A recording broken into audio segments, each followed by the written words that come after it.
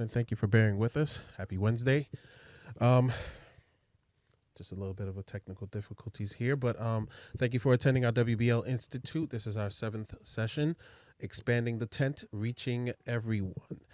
This session will support schools in identifying the students who have yet to be connected to WBL opportunities, or who are struggling to get to 54 hours of engagement. This, of course, is our landing page along with our QR code. So if at any time you need to exit early, please scan that code so that you can fill out our survey. Our presenters for today is myself, Larry Williams, Desmond Jardine, Yesenia Crespo, Joe Pinto, and Takia Weeks. Meeting norms for today. We all participate to make this session most useful for everyone. We commit to being present during the session and during the breakouts. We encourage you to speak up live and or to engage in the chat, and that you will complete the exit survey before you leave. And of course, if you've been to one of our sessions before, we greatly appreciate your participation. So please feel free to unmute yourself and join in on the conversation. As a part of content, we will be reviewing the summer 2022 WBL opportunities through CTE. Do a deep dive into the students who may be left out and how to best serve them, and then provide some space to think through the responses to these challenges that is right for your school. And then we'll wrap up with announcements and final thoughts, resources, and of course the exit ticket. And I will pass it on to my colleague, Mr. Key Weeks. Good afternoon, everyone. So as Larry said, we just really appreciate you guys being here. We know that it's really a busy time as folks start to get ready for the break. We know that this is just a really quick kind of repose before things start to really get much more ramped up for the close of the year, and then also for the preparation for the summer. So we had a CTE Summer Opportunities meeting that took place on the 23rd of March that really tried to give everybody a broader view of what kinds of programs were going to be made available to students this summer, specifically those that are being hosted by CTE. So we want to make sure that you guys are reminded about what opportunities are currently still open. Much of these have their enrollment processes underway. So we want to make sure that you guys are aware, if you haven't already started to, shepherd students through to these wonderful opportunities. So moving to the next slide, we have a list of some of the programs. This is not an exhaustive list, obviously, but in terms of what CTE specifically is involved in, we have the Summer Enrichment Program, which this year is going to be managed by Industry Engagement. So that's Jessica Kemper and her team. The application went out last week or week before, excuse me. And we want to make sure that students who are participating in this program are those that still need CTE instruction as well as work-based learning experience.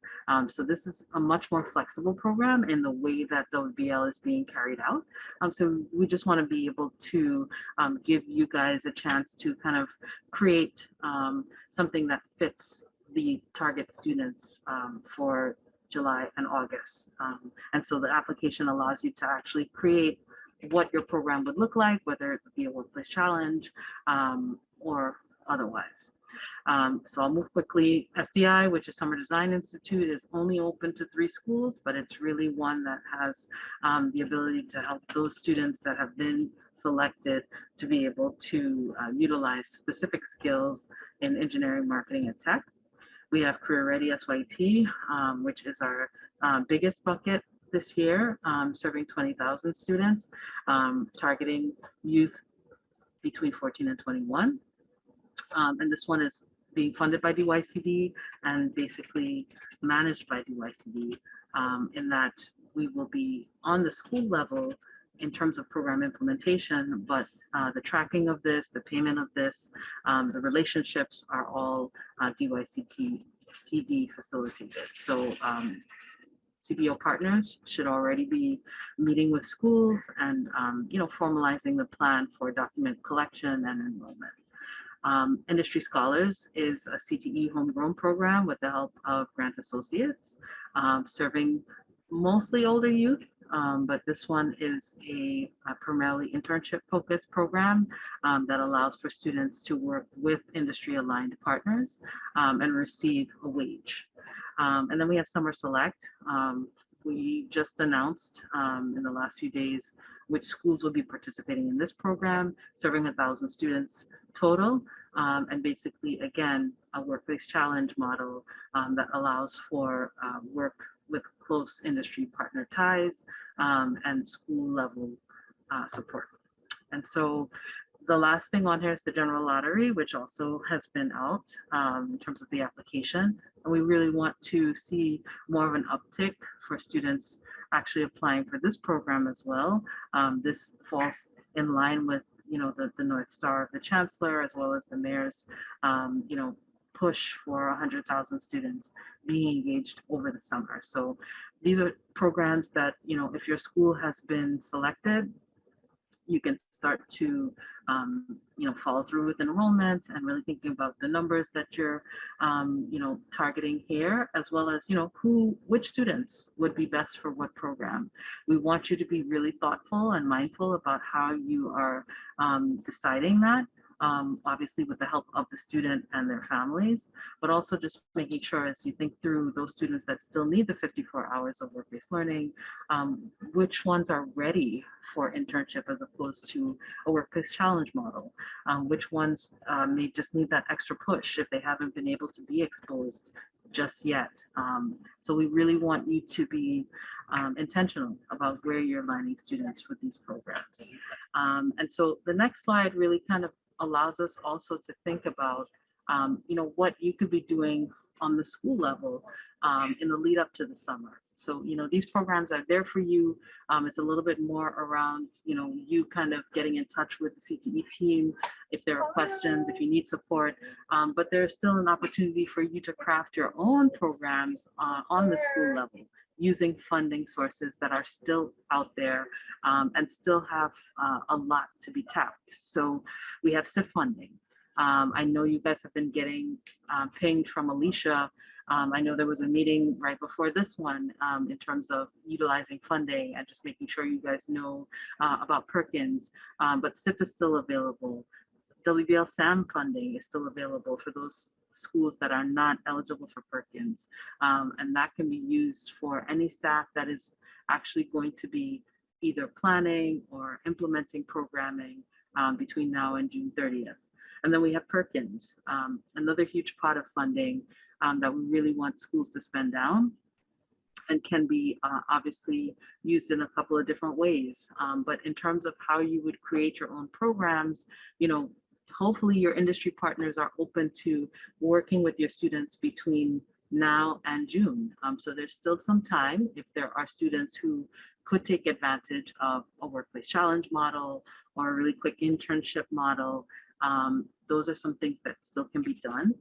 There's still an opportunity for you to be able to target students to do mock interviews, to do resume and cover letter development, and all of the different activities that are part of the WBL grid. So we know what NICET approves for the 54 hours, and we know that there are opportunities for students either on an individual level or in a group process to be able to do some of these in the next, little more than 2.5 months. So although, these other programs are really kind of taking up much of the air, we do want to make sure that we underscore the fact that you have some control over the situation. You can advocate for, programming that can be created between you and the partners that you are in touch with on a daily basis. I think it's really important too to be able to look at the students who have not done any work just yet in terms of work-based learning and why. And I think that's going to be the deeper conversation that we're going to have today. Whether you get students in a program over the summer or you create one between now and then, there are some special students who need to be considered to have that WBL exposure before they graduate. And that's really what the focus is today. So with that, I will pass the baton over to Larry.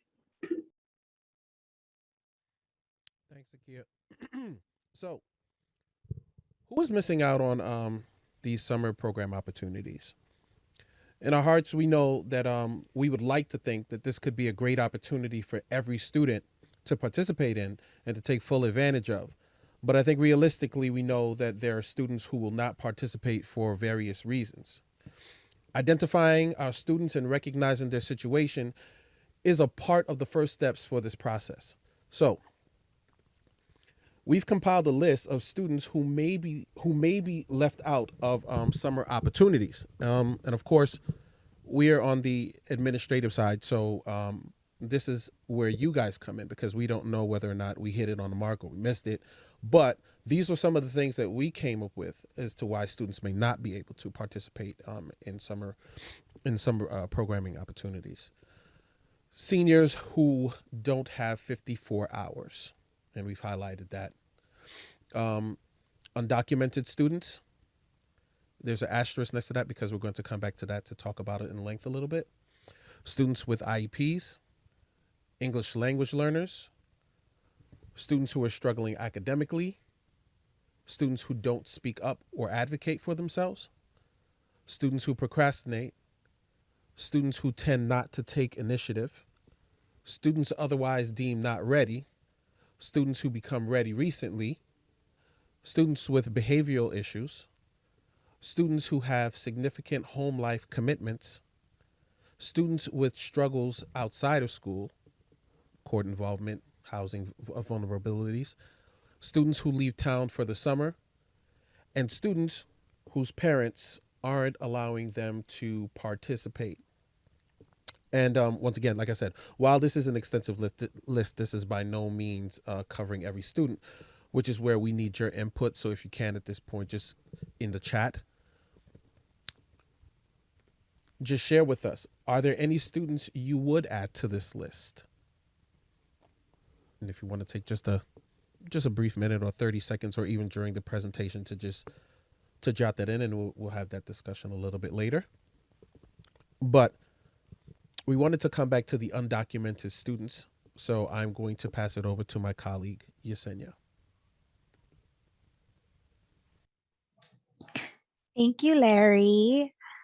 Um, just wanting to talk a little bit about undocumented students, right? Like we talked a lot about who might who may be left out of summer experiences, or Larry briefly touched upon that.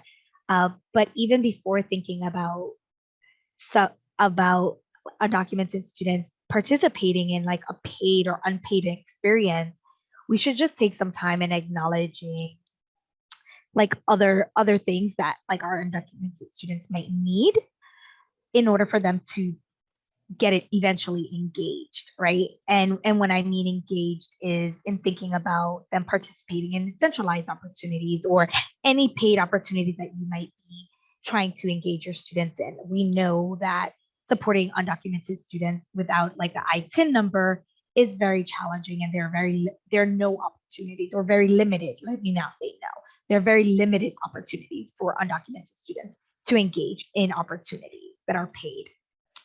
So we wanted to just like start at like the foundation and ground zero, and like what can you do right now if you know that a student is undocumented, right? And we have a few suggestions, right? The way that you would start, and these suggestions are actually have come from advocates themselves in like how we should start having conversations once we know a student is undocumented. And some of them include like having students know what their rights are, being able to have students access free legal services. So we do have like the Mayor's Office of Immigrant Affairs, which offers free legal services as well as know your rights trainings to schools in their broader communities.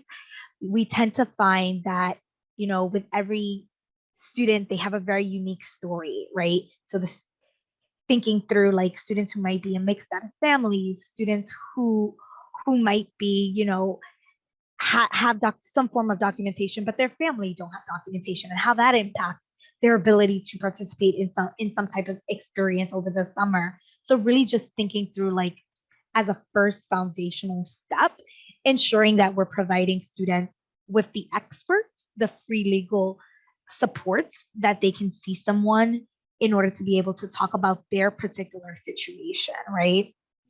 And then it allows them to really decide what's the best pathway for them based on their needs and realities and plans, right? So, like, there might be students who qualify for asylum, depending on where they're coming from. There may be students who are like, oh, you might be most qualified for our TIN number. We are not the experts in being able to do that, but by tapping into the experts, it really allows us to provide a level of access and support to students that they currently in some spaces don't have. And we've linked here two resources that we highly recommend you look into. One of them is the Mayor's Office of Immigrant Affairs, and they actually have a whole entire team that does work with schools on like larger Know Your Rights presentation and then like specific legal clinics. And then we have in schools who is a does a lot of work around college and career readiness and like access for students, thinking about like undocumented students in particular. My experience has been a lot of many students don't know they're undocumented until it comes time for them to, yes, we will drop the links in the chat, John. They don't know that they're undocumented until it comes time for like, oh, I want to get my green card, meaning the working papers. Like I want to get my working papers in order to like get a job. And then it's like, oh, well, I don't have a social security number. I didn't know that. So, or on the flip side, a lot of students don't know until it comes time for them to apply to FAFSA. And then they're like, wait, I don't qualify for financial aid in the traditional FAFSA format. I need to now access the DREAM app. So like just being able to start with students at ground zero in order to help build them up and then allow them to pursue opportunities that are safe and think through like alternative payment options, right? You might want to consider partnering with a CBO who might have flexible funding, private funding, that might be able to pay for their students. We know several organizations who do that, and we're actually going to be sharing a resource later on that you can access to build kind of supports for students who have specific, not undocumented students, but specific linguistic and cultural needs. So definitely build partnerships with some of your CBO providers or even your industry partners might have some funding or opportunities or non-paid experiences that they might be able to leverage right now before being able to take advantage of those paid experiences based on their documentation status.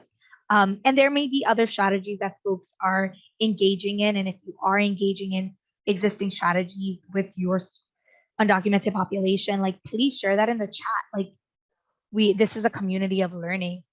We're not the only experts in the room. So would love to hear from other folks as well, what other resources or strategies they're using with this population. And with that, I'll turn it back to my colleague. Awesome. Thank you so much, Yesenia. And so what we wanted to do now, as we've kind of, discussed, we presented, the students who may have been overlooked and who kind of need to be our focal point, right? But then the question is like, what are our possible responses? What do we do with these young people? So some of the things that we were thinking about in terms of, again, just from the central side, what we could think of was, how do we build awareness, right? So one of the things that we can always build awareness of, as we mentioned, is, we may not always have the solution, but we definitely have access to people who have solutions. Also remembering that, SYP, for example, is a very large program with a lot of different sub-programs attached to it.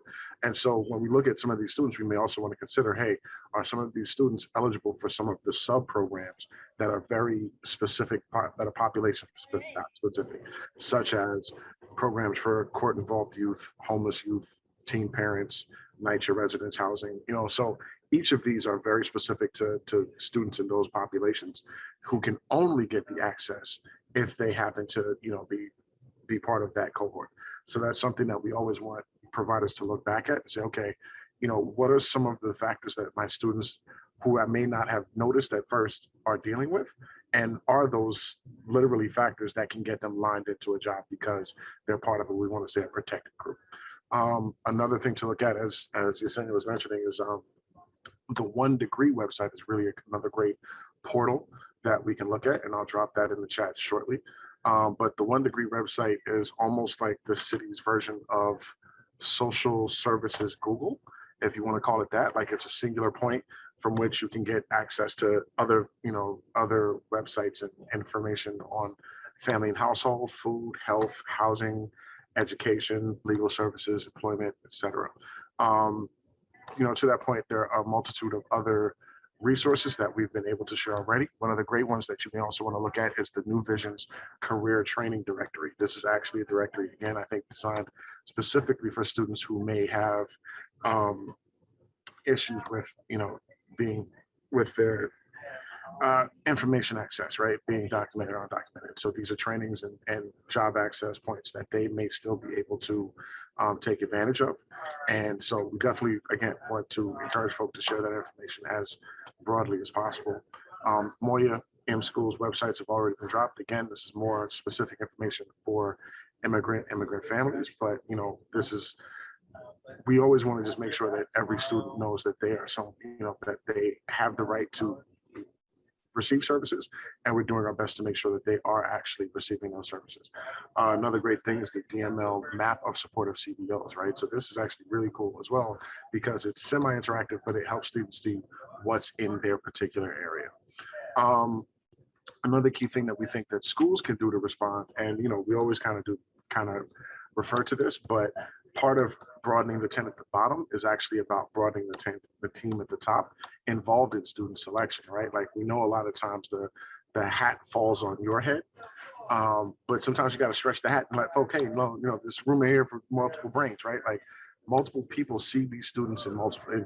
Everyone sees the student a little bit differently, and so none of us has complete information about what the student's capabilities are and what their desires are, right? So really, the more we can involve folk in at some kind of low tension point to say, like, hey, who do you think needs to do something with something? Or, hey, who do you think is not doing something with something, right? Like, who did I miss? They can always be a resource to help you kind of, again, broaden the tent, get more students involved, help them find resources, and help them find places to, things to do and ways to keep themselves busy this summer.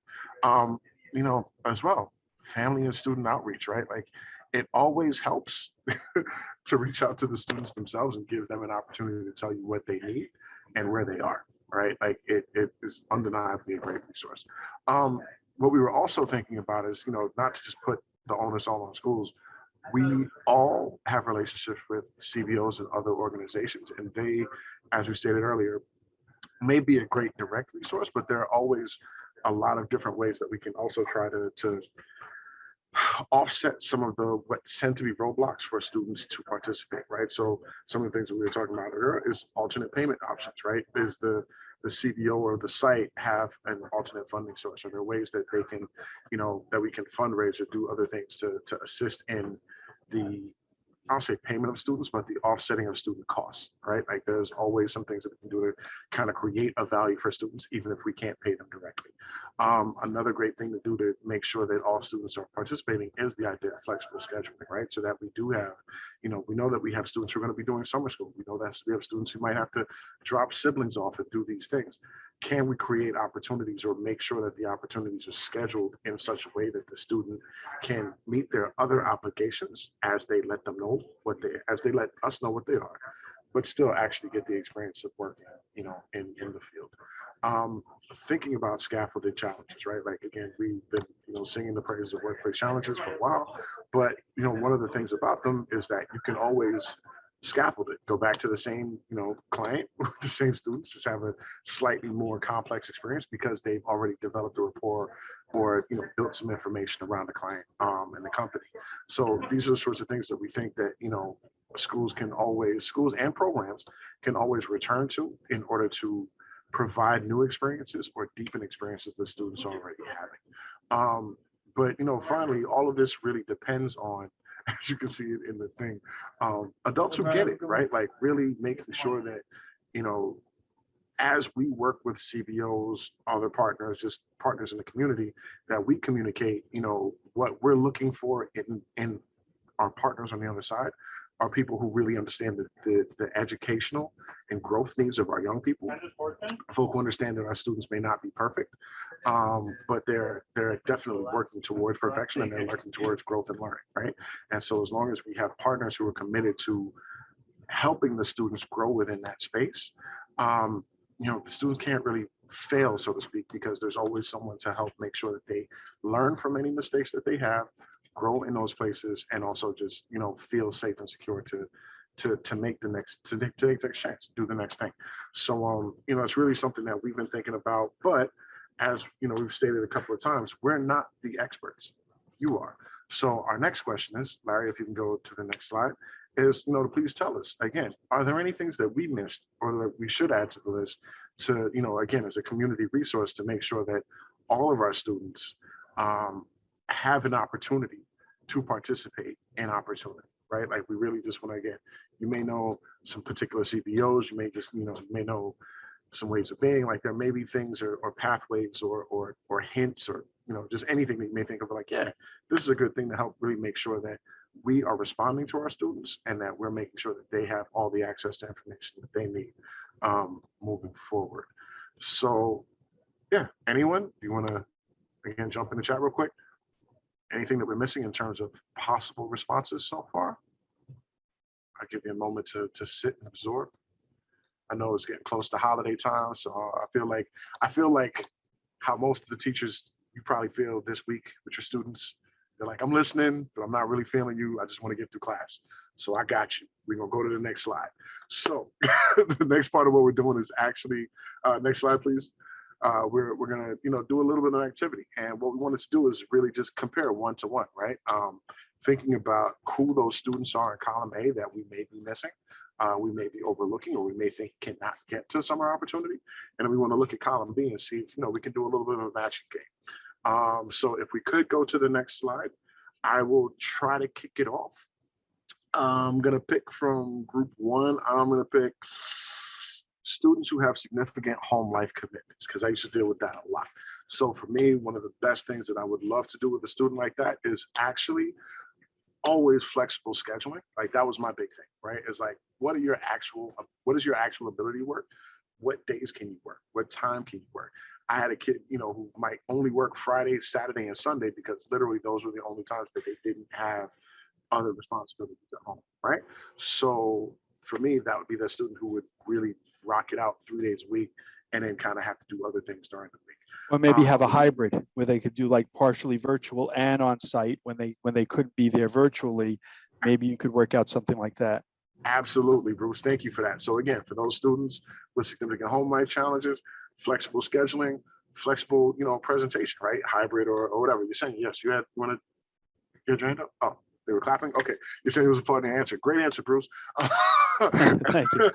So let's try another one. Students who are struggling academically. Again, I think this is where flex scheduling also saves us, right? Because now I have a carrot and a stick all in one shot. Be like, hey, yo, listen, I'm gonna send you to summer school and I'm gonna send you to work. You can't get work if you don't go to summer school. And if you don't go to summer school, you're gonna be in school for another 3 years anyway. So let's bust this down, right? And so what do we get? We now have the impetus. I'm encouraging you to go to summer school. I'm encouraging you to, I'm also providing a means to put some money in your pocket and to also have, a secondary learning experience that will offset what summer school, is for students, right? And, some of the stigma that can be attached to summer school for kids, right? So we want to double up the learning, and we can even reframe it. Well, hey, listen, now we're just going to make sure you have no learning loss and make some money and, fill your time, right? So again, ways that we can look at these students and say, you know what, we can parse out what you have to do and what you want to do and really create, a space where all your time is filled, but now hopefully you'll get a slightly different perspective. And hopefully next summer, won't need summer school, we'll just rock straight to work. But yeah, anyone else? Anyone want to play this game? Yeah, I was going to say maybe add some credit to the work that they are doing besides the money. Maybe an incentive would be part of that learning can be used for credit, or part of their hours and things that they need to, they might be behind in, or maybe, you can work with a math teacher or some teacher that, like, let's say the work that they're doing is relevant to some of the classwork, and maybe have part of the credit come from that. I mean, it's a little bit of playing around, but sometimes you could work with a teacher, or if you want a teacher that they're failing, you could sort of like dangle another carrot. Besides getting paid, we can, work out some of the class time in the work experience that you're having. Absolutely. Absolutely. I mean, Bruce, it sounds like you've done this before. You're cheating. So, but no, I think, Ms. Weinstein, Linda, you raise your hand? Yeah, with our undocumented students, at least for us, for our over the summer program, we actually offer an ability for kids to just do it as a volunteer experience. They may not be able to get paid, but at least they get the work experience in, and they get to experience being here on land lab. We like to try to save positions for kids who may or may not be able to get paid. And like someone had just said, it is a resume builder for them, so that once they figure out their stuff, they can move on, be like, look, I did the thing. Absolutely. Thank you so much for contributing that. That's so true. Like, again, the compensation is great, but that's not the only thing, and that's not the most important thing that students get from summer work experiences, right? Like, it's really about the learning, it's about the growth, and it's about finding out more things about themselves and what they like and don't like. So that's great. Yes. Can I say though to that, because I agree, you know what, I didn't think about that when we were talking about it initially, that they can do this as a volunteer, voluntarily. I would hope, just in thinking about it, that we recognize that there are inequities that exist with a lot of these groups here, right? And because of that, while it's happening, I'm hoping that on the back end, there is something that's done to help them become documented. You know what I mean? Whatever steps that we can take, because then the volunteer experience will be all for nothing. I mean, for us, it'll look good if you can say, yeah, a student participated, but for them, in the long term, I mean, it would also be helpful if there are steps being taken to make sure that they are becoming documented. Absolutely. I mean, again, in all of this, ultimately, the goal is for students to be able to have full agency and to be productive, members of society, right? And that can't happen for them if they don't have access to, the citizenship and everything that comes with that, or documentation. Can I Yes. also ask a question before you move on to? I was curious about one of something in column A. Students, where are we? Students who don't take the initiative. Students who don't take the initiative, or students who don't speak up or advocate for themselves. And I was just curious from school staff, like how you deal with that. Great question. Anyone? Ms. Weinstein, do you have any non-advocating students? How do you work with those? So I teach seniors, so I usually try to conference with the students one-on-one when I find out how many overall average hours that they have already done, to see if I can match them. Like, hey, you can get I-9 verified. Why don't you make an appointment now? Let's go get you verified like tomorrow. I've got all these jobs because we have partners that we kind of farm our kids out to on a regular basis. And, if I can get a kid I-9 verified, I'm like, look, you get I-9 verified, I can get you paid. And a lot of times that paid stick is often enough. And for my undocumented kids, like, hey, here's all these opportunities. These are all people who are looking for people to work for them. Would you like to work there, even if I can't pay you because unfortunately you're undocumented? So we also have jobs here at school itself. So like, well, I can't, but I can do it at school while I'm here. I'm like, okay, cool. We'll see you next week, kind of thing. So we try to do it in like a lot of different ways. Does it hit every single child? No. I try really, really hard. The stick is just not hard enough sometimes.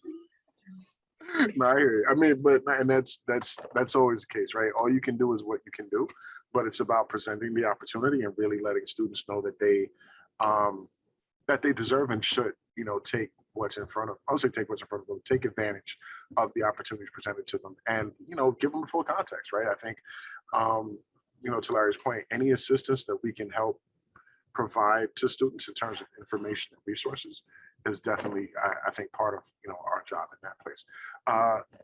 Cesar, yes. Important.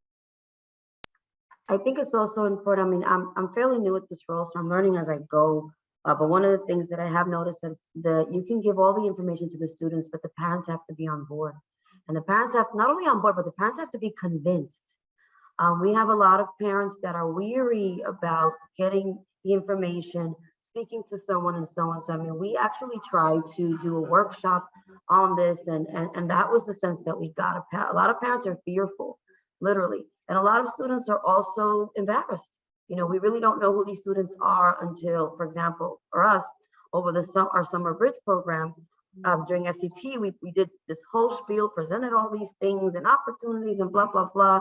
And then, you know, you need your social security number. And that was the big elephant in the room, you know, and some of the kids were excited. Others were just staring up at the walls. And, you know, and that's how we were able to identify, okay, this kid maybe isn't right. I mean, that's what we call it, isn't right.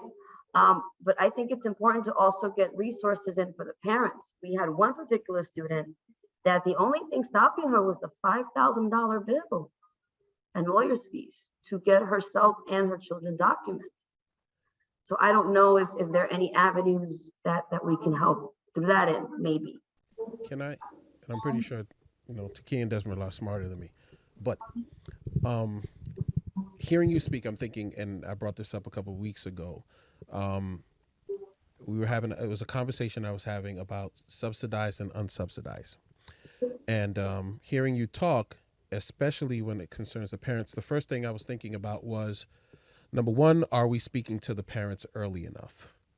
You know, because like I've said it before, we don't, you know, as parents, you don't want to be the last person invited to a party, right? But then also, do students understand the difference between subsidized and subsidized? Because when you start asking for social security numbers and stuff like that, immediately, especially for kids, whether, you know, if they're NYCHA, they might think that it's going to interfere with their living situation of their parents. And I'm not saying that that is the case for all students, but I'm saying it is something to be aware of. So I do caution people in, number one, the timeliness in which you're involving parents, but also making sure that the language is clear enough for parent and student to understand what the opportunity entails. Absolutely, Larry. I think you make a great point there.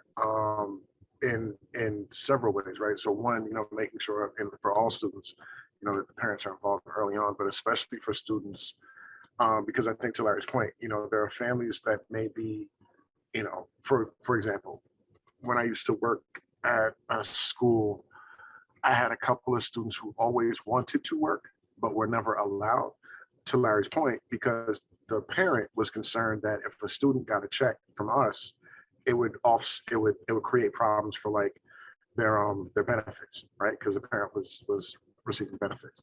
Now they had been informed that, you know, for every dollar that we gave the student, they would actually get $1 taken out of their check. So if obviously the parents like, that's not going to work.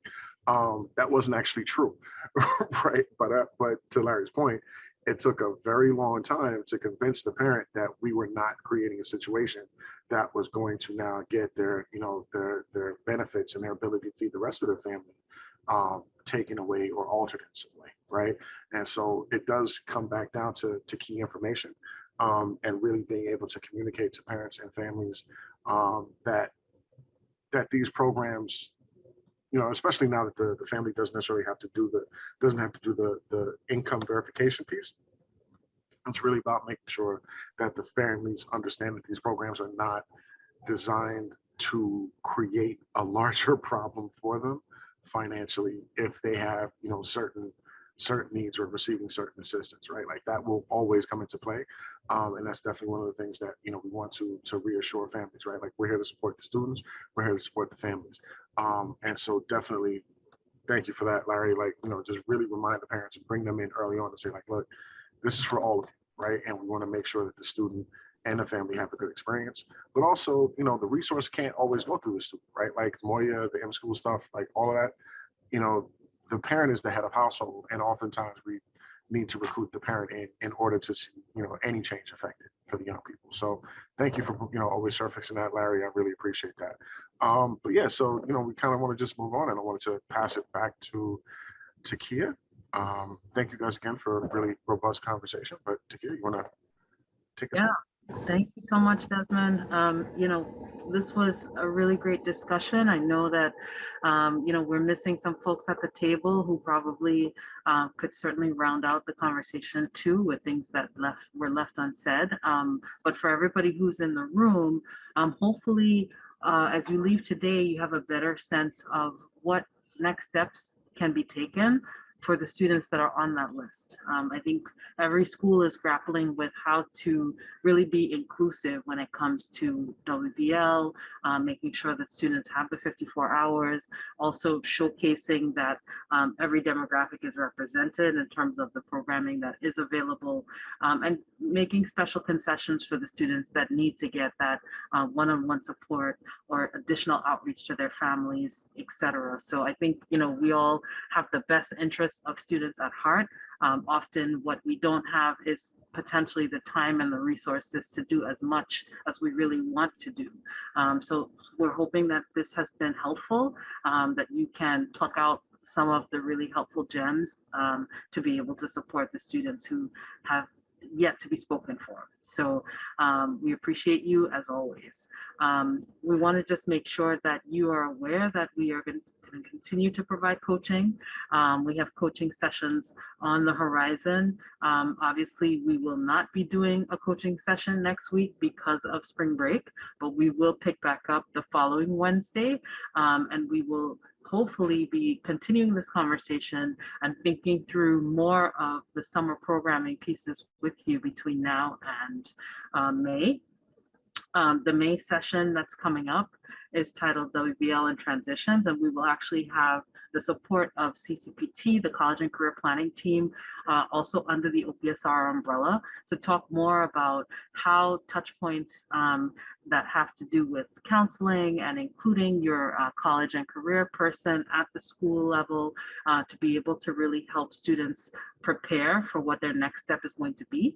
It doesn't necessarily have to be college, but we do want to talk through what are some options that are on the table and where your supports are on those fronts as well. So that's going to be really great, especially for the students that are making their way out the door in June. And then also just want to reiterate that we continue to, and this date needs to be updated, but have the Career Ready Support Series, the 28th of April is the next one, in terms of the Career Ready Credit Pilot. And then we will have part 3 of the credit pilot on May 5th. And so in terms of additional supports, we're going to continue to provide access to not just the folks from Expand Ed around how to program this program for CDOS purposes, but also thinking about ways that we can have a regular touch point for all summer programs, as kind of a check-in or an open floor series that will continue on from May into the summer.